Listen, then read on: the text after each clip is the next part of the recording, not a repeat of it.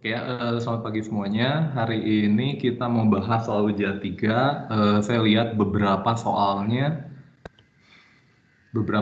yang akan kita bahas nanti ya, jadi tidak akan saya bahas semuanya. Eh, Pertama kali yang nomor 1, saya belum sempat bikin kunci ya. Sedang sibuk. Kalau akhir tahun sibuk. Misalkan f dan g 01, fungsi kontinu pada 01, supremumnya adalah itu. Oh, supremumnya sama. Oke, tapi belum tentu pada titik yang sama. Buktikan bahwa terdapat x0 anggota 01. Lah ini mah sama kayak yang kemarin ah. Ini sama kayak yang kemarin ya. Yang kemarin itu cuma apa? Kalau yang kemarin itu pakai infimumnya, yang sekarang pakai supremumnya. Kira-kira kan gini ya gambarannya. Jangan lupa ya, selalu kamu harus punya gambaran di pikiran kamu soalnya itu seperti apa gitu ya. Misalkan ini pada interval 0, 1. Ya ininya bukan 0 ya. Boleh gimana saya aja ya. Jadi supremumnya sama. Oke, jadi saya ambil misalkan 1 gini gitu ya. Satu lagi saya ambil ini. Jadi ini saya punya, ini adalah bentar. Ini adalah ini adalah GX. Misalkan yang ini tentunya adalah fx dan ini tercapai di sini ya, tercapai di sini. Jadi saya punya satu supremum dari fx terjadinya di A, satu lagi supremum dari gx terjadinya di B. Di sini ya di B-nya sama dengan 1. Oh, seharusnya jangan sama dengan 1 ya, supaya enggak ini. Pada akhirnya tinggal saya cari ini Hx definisikan yang sama dengan Fx min Gx. Gitu ya. Nanti saya bisa buktikan di sini negatif, di sini positif karena dia pasti kontinu. Karena F-nya kontinu, G-nya kontinu, maka penjumlahan aljabarnya itu pasti kontinu. Dan cara yang sama pengurangannya kontinu, maka saya punya ada yang negatif, ada yang positif. Berdasarkan teorema lokasi akar, pasti ada yang ketinggiannya 0. Karena kiri negatif, kanan positif. Gimana sih? Jadi nanti di sini saya akan dapatkan X0-nya. Kira-kira gitu ya, yang kemarin kan sudahlah yang itunya. Nah, yang nomor 2 apa? Misalkan I adalah ini, F double aksen X kurang dari 0. Oke, jadi saya punya, kalau saya gambar. Pak, maaf mau nanya dulu, Pak. Iya, pertanyaan. Itu tuh jadi yang kalau yang nomor 1 kita ubah dulu ke fungsi Hx sama dengan Fx kurang Gx-nya dulu ya, baru cari kayak pakai Betul. teorema lokasi akar ya. Betul, jadi kamu cari Hx-nya sama dengan Fx kurang Gx, tapi kamu harus identifikasi dulu ya. Misalkan Fx-nya itu terjadi di A. Supremum dari Fx-nya itu terjadi ketika X sama dengan A. Dan supremum dari Gx-nya itu terjadi ketika X-nya sama dengan misalkan B-nya di sini lah ya. Dengan tanpa mengurangi keumuman, misalkan A-nya itu kurang dari B. Lalu nanti pada akhirnya saya ambil di A itu, HA itu gimana? HA itu ternyata negatif. Dan HB itu ternyata positif. Berarti nanti, maaf. Betul ya? Jadi nanti ada titik di antara AB, ada titik berdasarkan teorema lokasi akar, ada titik antara AB, X0 anggota AB, sehingga F dari X0-nya itu, H dari X0-nya itu sebenarnya 0. Ini berarti ada X0 anggota AB, jangan lupa AB-nya itu subset dari 01. Sehingga Fx0 min Gx0 sama dengan 0. Sehingga Fx0 sama dengan Gx0. Gitu kira-kira, Jason. Oke, Pak. Ngerti, Pak. Makasih, Pak. Oke ya. Jadi nanti kamu harus ngomong dulu supremumnya terjadi di mana. Dan jangan lupa, karena ini kontinu pada selang tutup, supremumnya itu sama dengan maksimumnya.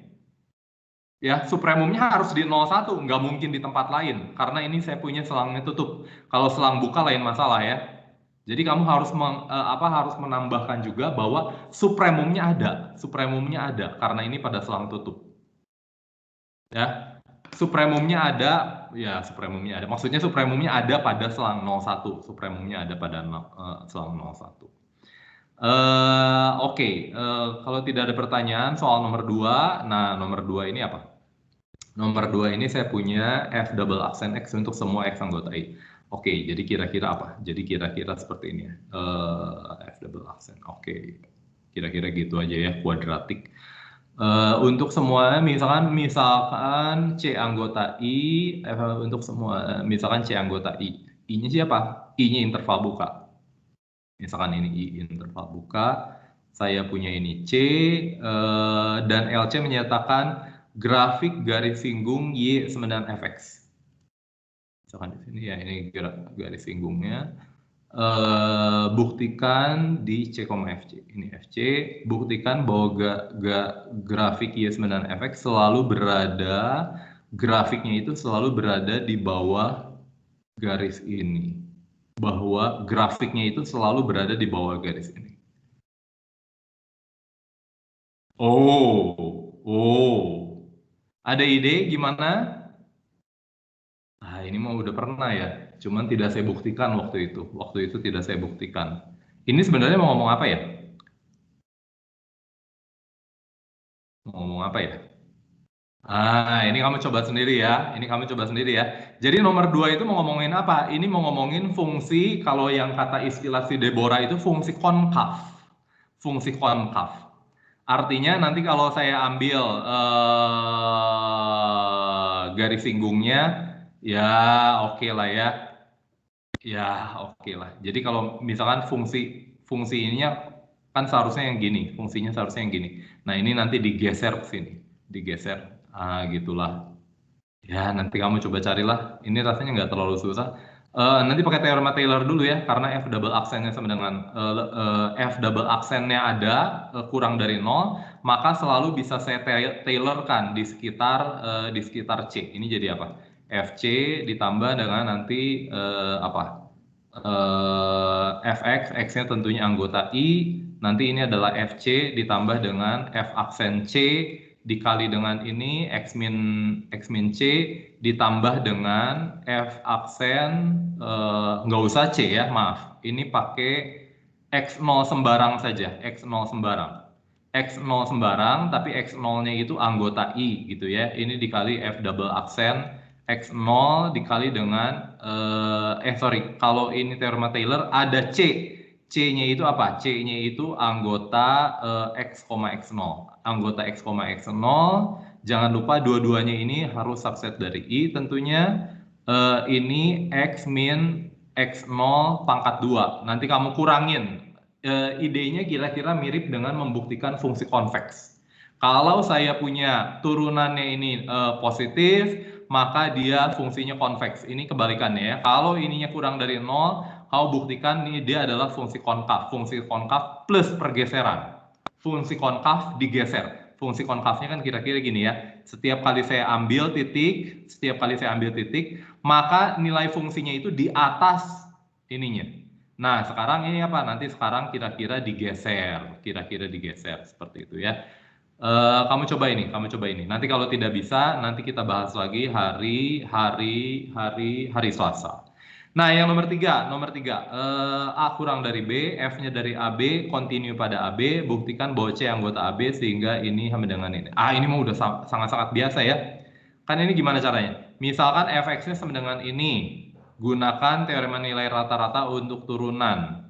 Ini gampang ya? Gampang kan? Jadi nomor 3 itu apa? Nomor 3 itu saya nanti ambilnya adalah apa? Ini yang triknya itu yang rada susah apa? Menggunakan teorema nilai rata-rata untuk turunan itu saya perlu cari intervalnya. Pertanyaannya intervalnya apa? Saya mau melihat interval apa? Itu yang rada susahnya. Nah, dalam kasus ini tentunya, ini udah sebenarnya di kalkulus sudah ya. A, X nantinya. Saya interval X, X-nya itu anggota A buka sampai B. Kenapa enggak A tutup? Kalau A tutup ini jadi A. Jadi ini interval yang isinya satu titik lagi. Aneh. Masa interval satu titik. Jadi saya punya X-nya itu anggota A, B harus lebih besar dari A dan lebih kecil sama dengan B. B-nya boleh. Dalam hal ini udah gitu saya punya nanti F dari X. Oke. Teorema nilai rata-rata untuk turunan ya. Fx min Fa ini sama dengan F aksen C gitu. F aksen C dikali dengan X minus A. Gitu ya. Jadi nanti dalam hal ini nanti saya pilih X-nya itu adalah B ya. Oh, langsung aja ya. Langsung aja B ya. Nggak usah pakai ini dulu. Jadi FB min FA sebenarnya F aksen C kali, padahal F aksen C ini tentunya adalah F di titik C dikali B min AA gitu aja lah. FA-nya apa? FA-nya integral dari A sampai A ya 0 lah. Ini integral B berarti apa? Ini integral AB dong. Gitu ya. Jadi integral AB fx dx sama dengan FC dikali B min A. Ya udah selesai gitu aja.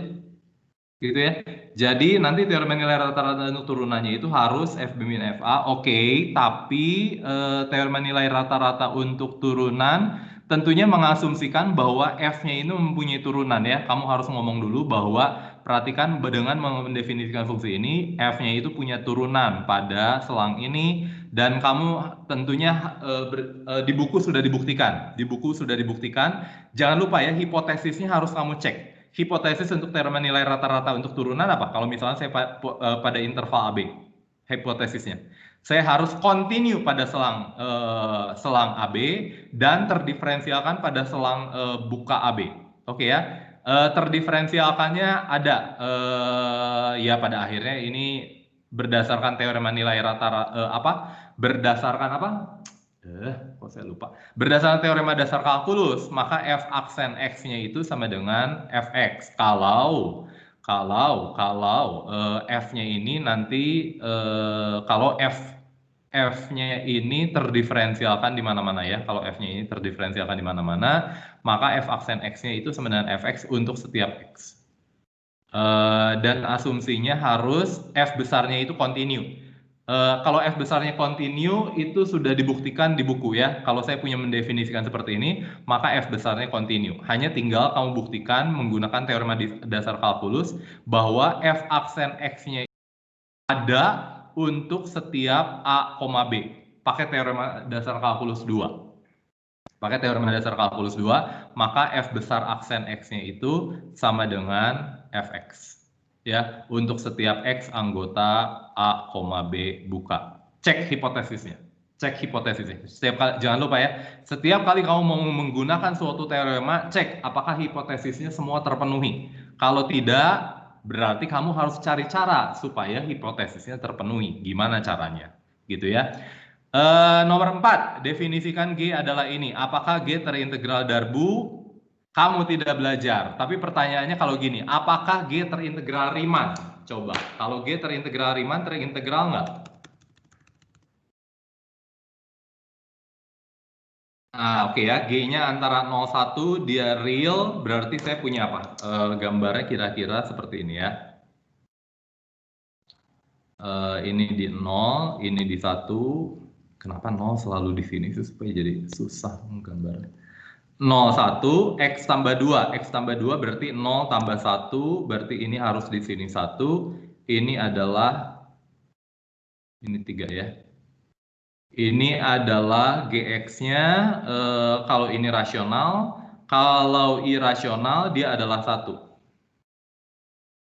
Gitu ya. X tambah 2 betul nggak ya? Ketika X-nya 0, 0 dia jadi, salah ya?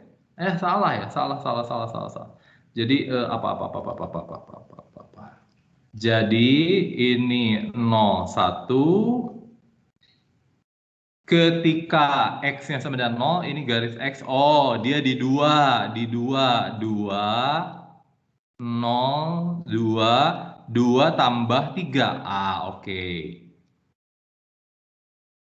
2 tambah 3, oke ya. Dan kalau ini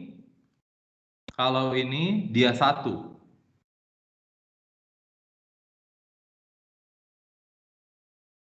Gitu ya. Jadi satunya ini, ya sayang ya. Tapi ya udah nggak apa-apa. Jadi terlalu gampang ya. Seharusnya ini berpotongan, jadi lebih rame. Ini tidak berpotongan, jadi garing ya. Sebenarnya nanti kalau pakai integral darbu aja Pak. Kalau pakai integral darbu, yang G-nya ini jumlah atasnya ini yang jumlah bawahnya itu pasti 1. Integral bawahnya nanti 1. Integral atasnya pasti lebih besar dari 2. Jadi tidak mungkin sama. Jadi dia tidak terintegralkan darbu. Gitu ya. Kalau berdasarkan integral Riemann gimana? Ada ide? Terintegral Riemann apa tidak ya? Wah, ini udah sangat-sangat biasa ini seharusnya. Kamu ingat, ini fungsinya terbatas ya. Dari 0 sampai 1 terbatas, jadi dia punya ketinggian paling tinggi 3, paling rendah 1. Jadi fungsinya terbatas pada interval 0,1. Kalau fungsinya terbatas, maka berdasarkan kriteria keterintegralan Lebesgue, jadi saya punya bagaimana untuk saya tahu bahwa fungsi yang terbatas ini terintegral Riemann. Mudah sekali, mudah sekali. Pertanyaannya, apakah dia diskontinunya itu pada himpunan yang berukuran lebih besar dari 0. Kamu tahu ya, dia ini diskontinu di mana-mana. Dia tidak kontinu di mana-mana. Pada 01 ini dia tidak ada satu titik pun sehingga dia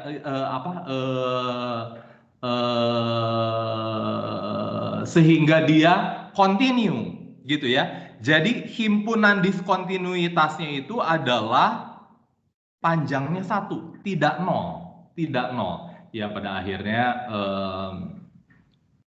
mengukur himpunan yang kemarin itu yang pakai epsilon itu, ya pada akhirnya oke lah. Jadi ini himpunannya itu tidak berukuran 0, karena ini seluruh interval 01. Dia diskontinu pada seluruh interval 01. Seluruh interval 01 panjangnya pasti sama dengan 1 panjangnya. Panjangnya sama dengan 1. Ini bukan himpunan berukuran 0. Karena ini bukan himpunan 0, jadi dia diskontinu pada himpunan yang bukan 0. Diskontinu pada bukan pada himpunan 0. Artinya dia tidak terintegralkan karena terlalu banyak titik yang dia diskontinu. Oke ya, itulah sudah. Kemarin si Agam sudah panjang lebar kriteria keterintegralan Lebesgue. Nah, sorry. Ada yang kamu tanyakan dari soal nomor 1, 2, 3, 4? Idenya kamu tangkap, detailnya kamu coba kerjakan sendiri. Nah, pertanyaannya gini. Pak, kalau misalkan nanti ini berpotongan, hubungannya apa, Pak? Pertanyaannya gini. Nah, berpotongannya berapa kali? Kenapa? Karena kemarin ini siapa yang ngebuktiin ya? Fungsi rasional ada yang gini gitu ya. Ada satu lagi fungsi rasional gini. Irasionalnya gini. Maka dia hanya kontinu di satu titik. Di mana? Di perpotongannya saja. Dia kontinu hanya di satu titik di perpotongan. Artinya kalau saya punya fungsi ini, maka fungsinya juga tidak terintegral Riemann. Kenapa? Karena dia hanya kontinu di satu titik, tidak kontinu di tempat lain. Artinya dia diskontinunya pada himpunan yang tidak berukuran 0. Artinya dia tidak terintegralkan Riemann. Kecuali ternyata ini dia berpotongannya itu sebanyak ini berandai-andai ya, sebanyak bilangan irasional.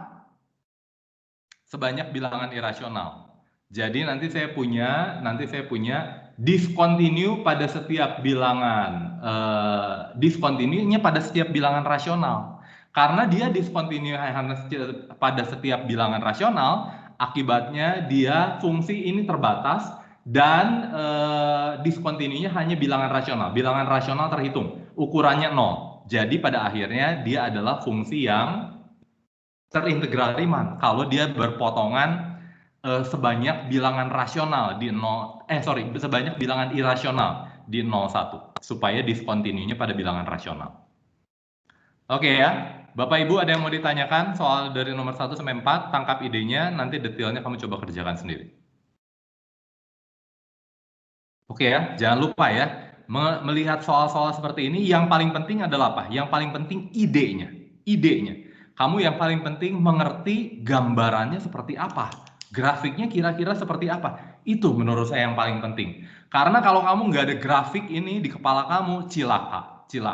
Kamu mau ngerjain apa? Kecuali ini definisi ya. Definisi juga kadang-kadang membuktikan tidak definisi, mencari epsilonnya kadang-kadang juga butuh intuisi. Intuisinya ya dari gambarnya kira-kira. Walaupun gambar tidak membuktikan ya, hati-hati, gambar tidak membuktikan.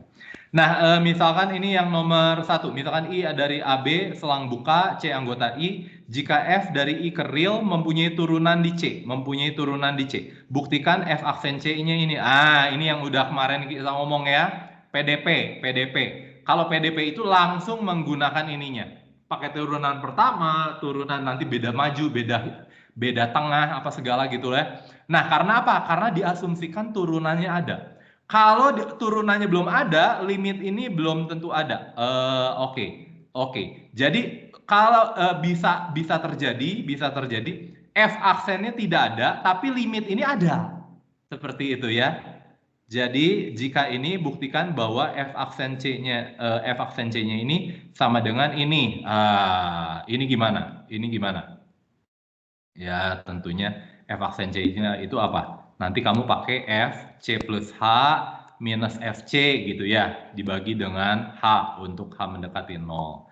Artinya kalau saya punya ini juga berarti ini ya, FC dikurangi FC minus H dibagi H untuk limit H mendekati 0, ini juga ada, gitu kira-kira ya. Nanti saya punya ini adalah apa? Ini kan adalah apa? F dari C plus H, ini manipulasi aljabar aja.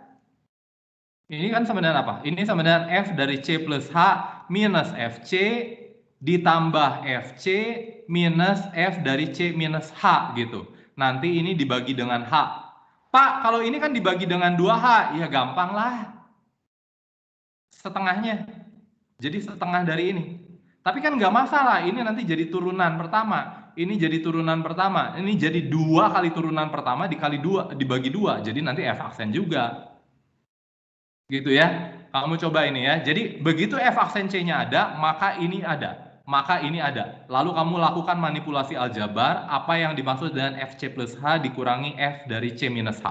Ini bisa saya manipulasi sehingga menjadi FC plus H min FC plus FC. Jadi intinya adalah apa? Hanya memanipulasi ini.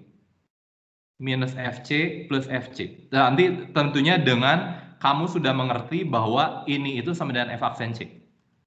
Dan ini itu sama dengan F aksen C.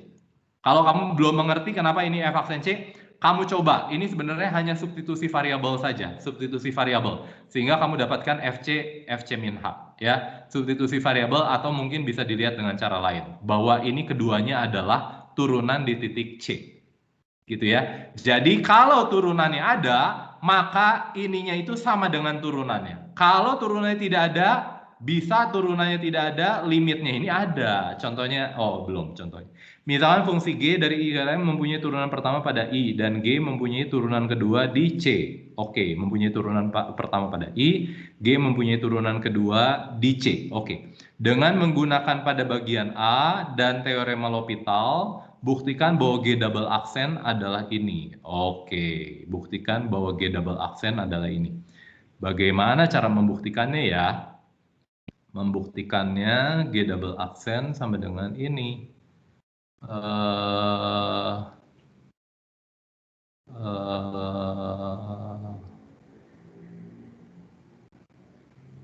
Dengan menggunakan hasil pada bagian A dan menggunakan teorema L'Hopital Coba saya tulis dulu ya. Saya punya G-nya dari I ke real, mana. G-nya dari I ke real, oke, I-nya buka ya, I-nya sama dengan AB. Lalu saya punya dan G mempunyai turunan kedua, oke. F aksen X ada untuk setiap X anggota I. Lalu saya punya G mempunyai turunan kedua di C. Jadi G aksen C ada. Buktikan bahwa G aksen C sama dengan G double aksen C. Ini sebenarnya PDP lagi ya. Malah mungkin udah dibuktikan di PDP. Oh, nggak semua ngambil PDP, Pak. Ya, oke. Jadi saya punya apa? Oke. Karena G double aksennya C ada, ini tentunya adalah apa? Ini adalah G aksen X, turunan ini dievaluasi di titik C gitu ya. Jadi saya misalkan sekarang HX-nya itu adalah jangan. Jadi saya punya HX-nya itu sekarang adalah G aksen X gitu ya. HX-nya itu adalah G aksen X. Karena H aksen C ada, H aksen C ada ya. H aksen C ada artinya apa? H aksen C ada artinya H aksen C ada artinya G double aksen C ada. Ini maksudnya G double aksen C-nya ada ya. H aksen C ada artinya apa? H aksen C ada artinya limit dari, nah ini ya. Oke ya, limit dari, oh ini H lagi. Males. F deh, F. Ini G kan? F deh, F. Jadi F-nya sama dengan G aksen, F aksen C tentunya adalah G double aksen C, ada. Jadi saya punya, sekarang saya pakai F, F-nya itu G aksen. Saya ingat-ingat dulu ya, supaya saya tidak lupa. Nah ini, F sama dengan G aksen, X. Jadi, F aksen C ada, F aksen C ada. Jadi H mendekati 0, kok biru, merah. Ini dari F. Apa ini? Karena F aksen C ada, maka F dari C plus H dikurangi F dari C min H dibagi dengan 2H ini ada. Oke ya. Padahal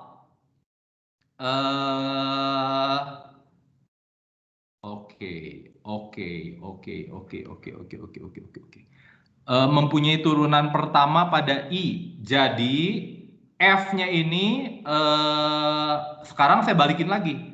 F-nya itu sama dengan G aksen. Berarti G-nya itu punya turunan pertama di C juga. Punya turunan berarti G tentunya punya turunan di C plus H dan C minus H. Pasti ya. Kan G-nya apa? G-nya mempunyai turunan pertama pada I.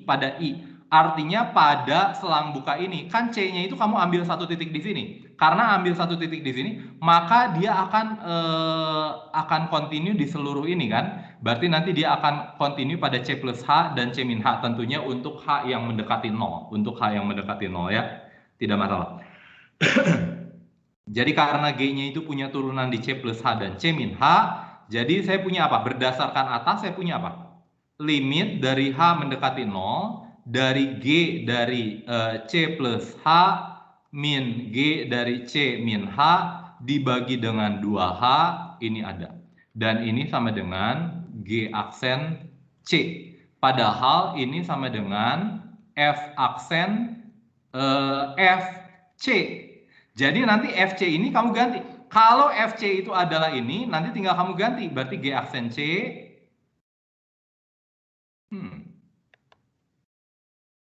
Kurang besar. Oh, kata pasien harus punya papan seluas lautan. Jadi saya punya, jadi G aksen C itu tentunya sama dengan F di titik C gitu ya. F di titik C. Jadi saya pengen FC plus H. FC plus H apa? F dari C plus H ini tentunya adalah G aksen di C plus H. Jadi kalau G aksen di C plus H jadi apa? Ini adalah seolah-olah G dari C plus 2H min G dari C minus 2H dibagi dengan C plus H, G dari C plus 2H dikurangi G dari C minus 2H dibagi, ininya tetap 2H ya? Ini tetap 2H ya? Jadi kan ini G aksen, ini bentar ya, saya jadi ini C, jadi ini diganti dengan C plus H gitu ya, jadi diganti ininya saja. Jadi kalau C plus H, jadi C plus 2H. Oke. Jadi C plus 2H min, oke. Jadi sama dengan 2H. Tapi saya pengen G C plus H min 2GC tambah GC min H. Oke. Jadi ini bagaimana ya hubungannya ya? Jadi tentunya ini adalah apa? Ini tentunya adalah G aksen C. Bagaimana saya membuat ini berubah menjadi limit G dari C plus H min 2G min 2G C plus G C minus H dibagi dengan H kuadrat. Oke, jadi bagaimana membuat ini berubah menjadi ini? Bagaimana membuat ini berubah menjadi ini? Oke. Bagaimana ya? Bagaimana mengubah ini ya? Saya ada yang salah nggak ya? Kenapa jadi H sih? Seharusnya H kuadrat ya? Bentar. Saya punya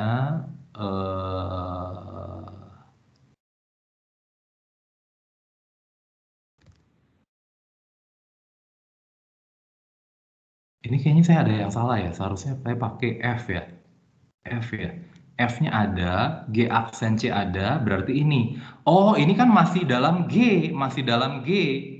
Oke, ini G aksen C ada, ini bukan G aksen C yang ada ya. Yang ada adalah F aksen C. Kan turunan keduanya. Jadi ini sebenarnya masih F. Gitu ya. F-nya ini diganti jadi ini. Oke. F-nya ini saya ganti jadi ini F aksen C ada, artinya G double aksen C ada. Jadi ini FC padahal oke. Jadi saya harus mencari FC plus H dan F dari C minus H. Padahal FC itu adalah apa? FC itu adalah limit dari H mendekati 0 dari G dari C plus H dikurangi G C minus H dibagi 2H. Jadi ini masuk ke sini. Kalau saya substitusi di sini, jadi saya punya apa? Jadi saya punya jangan lupa ya, ini dibagi dengan H. Makanya keluar nanti 2H kuadrat. Nanti pada akhirnya keluar 2H kuadrat. Tinggal saya ubah sedikit supaya menjadi H kuadrat. Oke ya. Jadi permasalahannya seperti itu. Aduh, saya malas ngitung di sini.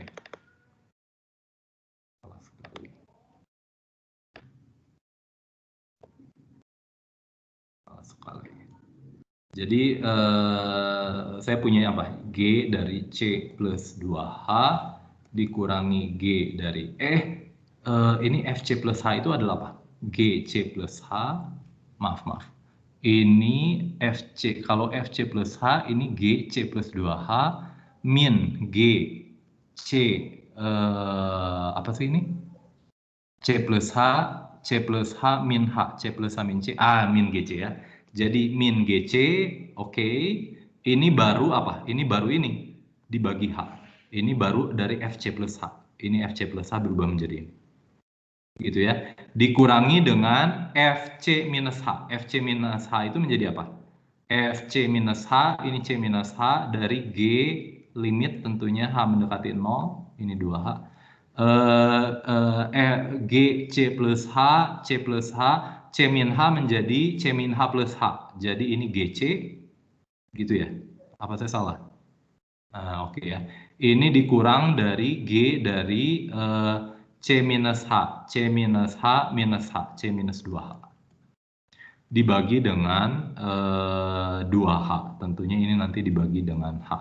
Oke ya, karena ini limitnya ada, masing-masing ini limitnya ada. Karena apa limitnya ada? Ya ini, kan dia terdiferensialkan pada C plus H. Dia punya turunan di C. Jadi ini ada, ini ada. Jadi saya boleh satukan dalam satu tanda limit. Limitnya keluar semua. Oke ya. Jadi saya tinggal ini berubah menjadi apa? Ini berubah menjadi G dari C plus 2H min G dari C minus 2H dibagi dengan 2H kuadrat untuk limit H mendekati 0. Gitu ya. Jadi intinya adalah bagaimana mengubah ini menjadi bentuk ini. Ini sepertinya harus kamu substitusi variabel. U-nya itu sama dengan C tambah H kira-kira. U-nya sama dengan C tambah H. Supaya nanti keluar U plus H gitu. U plus H-nya nanti menjadi ini. Dan keluar nanti kayaknya harus lakukan 2 kali perubahan variabel. lalu nanti melihat duanya nanti pakai manipulasi aljabar. Nanti ya yang tadi plus minus GC gitu ya, plus minus GC. Kamu coba sendiri. Saya malas utak-atik di sini kalau ini enak kalau ada apa? Kalau kertas ya, kalau ini terbatas sekali nggak enak ngotretnya. Tapi kira-kira gambarannya seperti itu. Kira-kira gambarannya seperti itu ya. Tapi nanti teorema L'Hopitalnya di mana ya? Teorema L'Hopitalnya di mana ya? Oh, oke. Oh, atau mungkin langsung masuk dari FC plus H dikurangi FC min H dibagi H. Karena turunannya ada, nanti tinggal diturunkan ini. Oh, oke. Jadi saya melihat fungsi F, karena nanti turunan atas itu ada, turunan bawahnya itu ada, dan kedua-duanya harus kamu buktikan sama dengan 0 per 0, kamu nanti tinggal menurunkan atau kayak gitu. Kamu coba ya. Saya juga harus rada ngitung, kayaknya rada lama ini, ngotretnya sedikit. Ya, kamu coba. Oke. Jadi pakai teorema L'Hopital supaya jadi bentuk 0 per 0. Jadi saya pakai itu pada FC plus H dikurangi FC min H. Oke ya. Kamu coba, kalau ada yang masih bingung, kita bahas lagi nanti hari Selasa. Oke. Yang C, berikan contoh interval I0, titik C0, anggota I0, fungsi F0-nya dari I0 ke R. Ini maksudnya bahwa kalau saya punya F turunan di C, tapi ininya itu bisa ada, walaupun F-nya itu tidak terdiferensialkan di C. Karena apa? Karena biasanya kita kalau menggunakan F aksen C itu kamu pakai apa? Limit dari H mendekati 0, F dari C plus H, dikurangi FC dibagi dengan H. Jadi kamu butuh titiknya. Kalau ini nyebrang titiknya, jadi di C-nya itu belum tentu bisa punya turunan. Gitu ya, ini kan nyebrang nih. Dari C0 plus H ke C0 min H. Nggak peduli C0-nya seperti apa. Nggak konsisten juga nggak peduli. Tentunya dalam hal ini saya pilih apa? Paling gampang. Fungsi apa? Ya, fungsinya kamu tentukan ini aja lah, mutlak X. Mutlak X. Kamu jelas ya, F aksen 0 itu jelas tidak ada. F aksen 0 itu tidak ada. Tapi kamu coba cari ini. F dari plus H, C0-nya 0 ya. F0, F0-nya ini ya, F0-nya. Kamu buktikan bahwa FH min F min H dibagi 2H itu ada. Itu ada. Kamu coba buktikan ya. Ini seharusnya sama dengan 0. Kamu coba. Ini harusnya sama dengan 0. Karena apa? Karena seolah-olah nanti ini kemiringannya sama. Ya oke ya. Ya harus kamu coba gambar ya.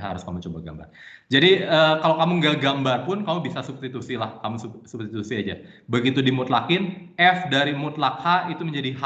F dari minus H itu juga akan menjadi apa? Akan menjadi tergantung. Oke. Nanti harus bagi kasus ya. H-nya itu untuk mendekati 0 plus dan H mendekati 0 min. Karena nanti mutlak H itu menjadi H kalau H-nya itu positif, lebih besar sama dengan 0, minus H kalau H-nya itu negatif. Nanti kamu substitusi ke pendefinisian ini, kamu dapatkan nanti limitnya itu, nanti kamu dapatkan bentuk gini kira-kira, 0 dibagi 2H. Untuk H mendekati 0. Dan tentunya ini sama dengan 0. Jangan lupa H-nya mendekati 0. H-nya tidak 0. Jadi saya punya 0 dibagi dengan suatu bilangan yang mendekati 0. Jadi pasti sama dengan 0. Jadi nanti ini kamu lihat H mendekati 0 plus, H mendekati 0 min, dua-duanya akan menghasilkan 0. Kesimpulan kamu apa? Ininya ada, tapi dia tidak terdiferensialkan di X sama dengan 0. Ya, karena apa? Karena pendefinisian seperti ini, dia menyeberang dari titik C0-nya. Saya tidak tahu apa yang terjadi di titik C0-nya. Padahal kalau kamu di sini biasa turunan di C0 itu dia harus di C0-nya kejadiannya kira-kira seperti apa. Ya, karena ini selalu relate ke C0-nya. Gitu ya. Nah, yang nomor 2. Ini mah sudah lah. Ini itu yang saya itu waktu itu buktikannya pakai fx dan x. Dan ini sebenarnya soal latihan dan soal PR di 7.1 ini. Tapi lebih mudah. Kenapa? Karena ini X-nya itu pada interval 0A. Kalau di PR itu pada interval 0B. Agak lebih susah sedikit. Yang ini lebih gampang. Karena ini pada interval 0A. Saya pikir itu saja pembahasannya. Ada yang mau ditanya? Detailnya kamu coba sendiri. Ada yang mau kamu tanyakan? Bapak Ibu, ada yang mau ditanyakan? Oke ya, kalau tidak ada yang ditanyakan, kita akan mulai tutorial lagi. 7.1, 7.2, 7.3. Kayaknya 7.3 lebih banyak kalkulusnya ya. Yang sebenarnya yang rada unik itu nanti yang itu aja, kayak fungsi mutlak X ya.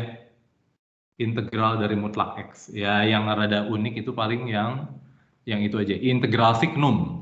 Ya, integral fungsi-fungsi yang seperti itulah yang tidak terdiferensialkan nanti pada titik-titiknya. Nanti harus dihapus kira-kira. Oke ya, kalau tidak ada yang ditanyakan, kita selesai di sini. Tinggal tutorial. Jangan lupa